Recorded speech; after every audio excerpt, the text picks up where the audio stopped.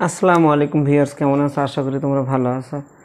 আজকে আমি যে বিষয়টা নিয়ে তোমাদের সাথে আলোচনা করব সেটা হলো পজিশন অফ নাউন।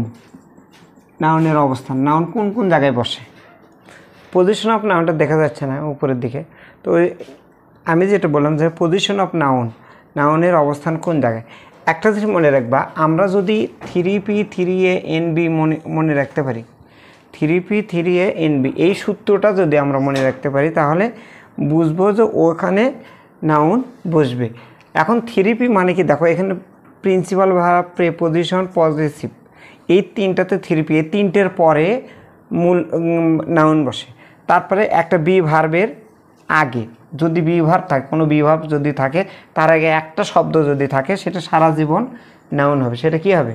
নাউন হবে। সেটা কনক্রিট নাউন হোক, অ্যাবস্ট্রাক্ট নাউন হোক, কিংবা যে কোনো নাউন হোক, কিন্তু সেটা নাউন হতে হবে। আচ্ছা, এখন আমরা যেটা দেখব প্রিন্সিপাল ভার্ব। দেখো, গুড হেলথ মিনসটা হলো ভার্ব, সাউন্ডনেস এটা হলো নাউন। এটা কেমনে নাউন? দেখো, NESS কোনো বাক্যের শব্দের শেষে যদি থাকে, দ্যাট ইজ কল্ড নাউন। সেটাকে আমরা কি বলবো? নাউন বলবো। TION, NION, SION, তারপরে হলো NESS, তারপরে ANC, ENC, শিপ, তারপরে হলো হুড, ডোম, এইগুলো অনেকটা 22-23টা মানে আছে যেগুলো নাউনের সিম্বল বহন করে।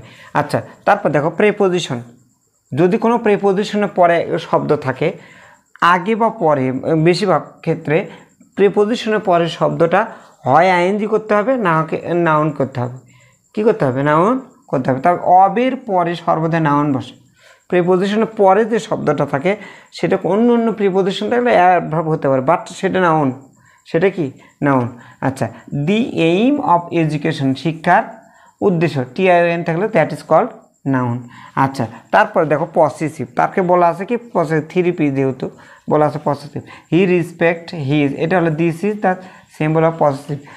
His, her, their, your, my, our, its, এইগুলো যদি থাকে সেগুলো প্রোনাউনের পসেসিভ বলা হয়।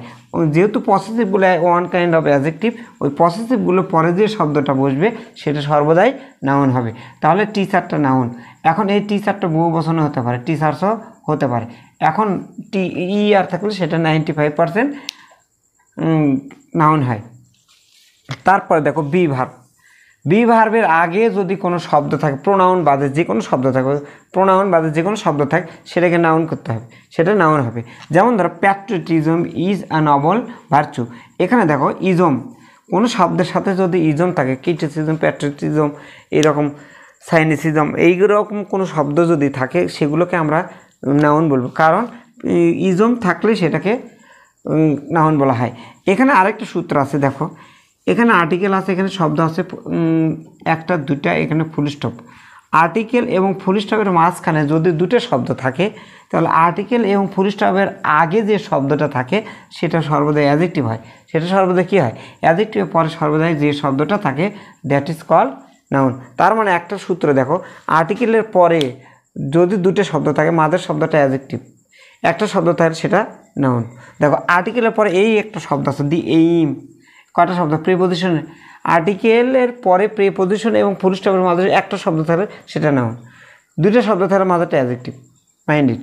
আচ্ছা, তারপরে দেখো আমরা আরেকটা জিনিস দেখবো, আর্টিকেলের পরে যেটা বললাম, দেখো আর্টিকেলের পরে শব্দ কয়টা আছে? প্রিপোজিশনের আগে একটা আছে, দ্যাট ইজ কল্ড নাউন। তার মানে কি বলা আছে? এখন হলো 3A এর পরে সর্বদা নাউন বসে। এখন দেখো আর্টিকেলের পরে, এখন যে কোনো আর্টিকেল হতে পারে, এ হতে পারে, অ্যান হতে পারে, দা হতে পারে। আর্টিকেলের পরে যে শব্দটা থাকবে এবং সেটা ফুল স্টপের আগে বা প্রিপোজিশনের আগে, যেমন ধরো এখানে আছে হলো কি আছে?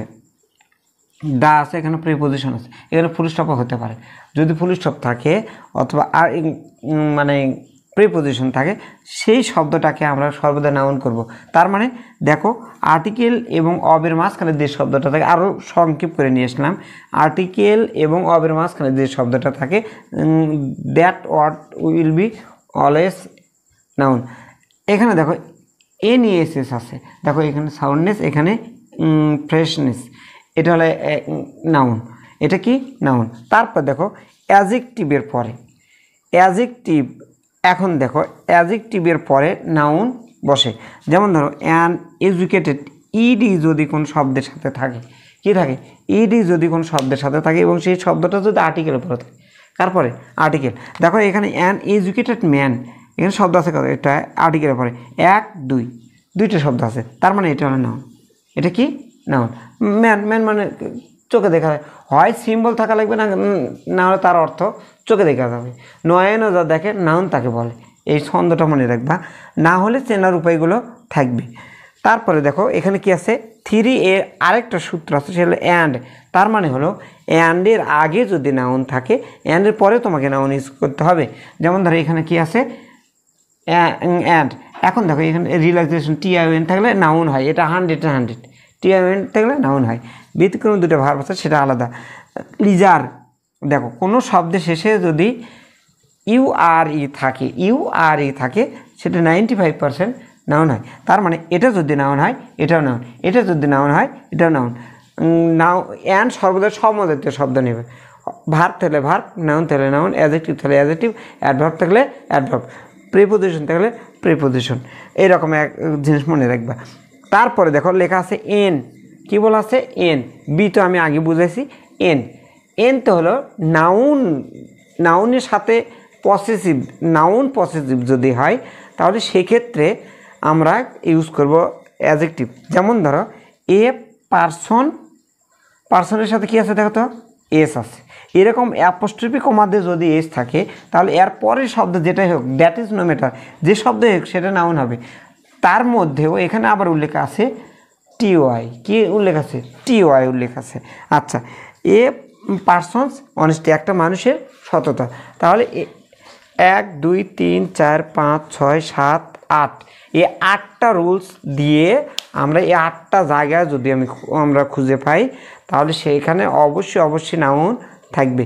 আমি অনেক সহজে বুঝে দিলাম। দেখো এই যে 3P 3A NB, যদি তোমাদের খেয়াল থাকে, যদি তোমরা এই টেকনিকটা অবলম্বন করো, যে কোনো চাকরির পরীক্ষায় যে কোনো প্যাসেজ পড়ো, যে কোনো এক্সামিনেশন বলো, wherever you face any kind of problem about noun, you will find out the function of noun, position of noun, symbol of noun, নাউনের অবস্থা, নাউনের চেনার উপর, নাউনের কাজ, সবগুলো তুমি বের করতে পারবে।